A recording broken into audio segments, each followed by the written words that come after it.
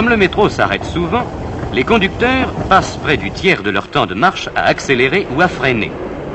Mais quand l'adhérence médiocre de la roue métallique contre le rail limite l'efficacité du freinage, peut-être rêve-t-il de conduire une voiture dont, grâce aux pneumatiques, l'arrêt est spectaculaire. Les ingénieurs de la Régie autonome des transports parisiens et les constructeurs français de matériel roulant ont réalisé ce rêve en créant le métro sur pneus dont accélération et freinage sont remarquables. Des pneus verticaux de portage montés à l'extérieur de roues ferrées roulent sur des pistes de bois.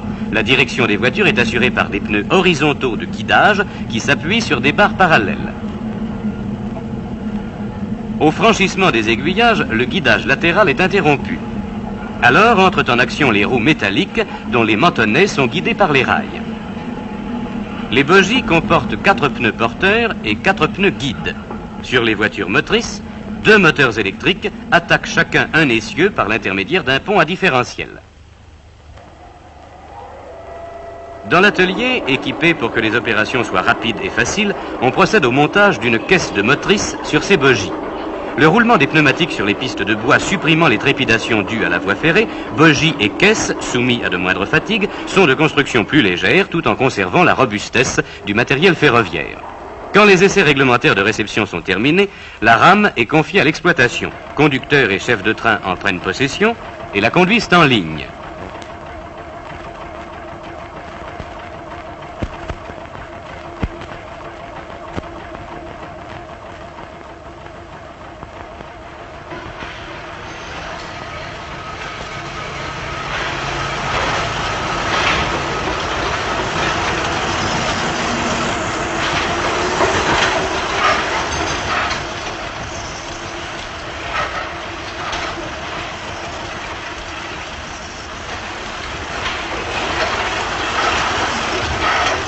Elle va entrer dans la ronde des 500 rames qui, sur les 170 km du réseau, transportent chaque jour 4 millions de voyageurs.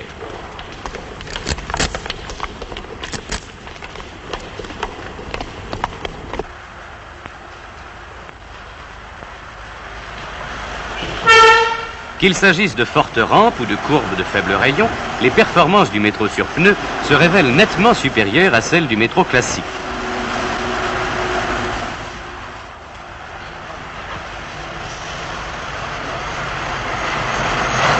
Aussi, entre chaque station, de précieuses secondes sont-elles gagnées sur l'horaire.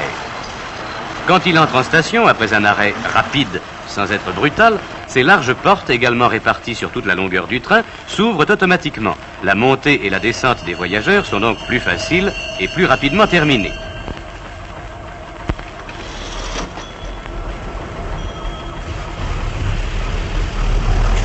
Chaque fois qu'une rame de métro sur pneus dessert une station, aux secondes gagnées par le freinage puissant et le temps réduit de stationnement, s'ajoute celle grignotée grâce à une accélération rapide qui la fait bientôt parvenir à une vitesse maximum aisément maintenue pendant la marche en tunnel.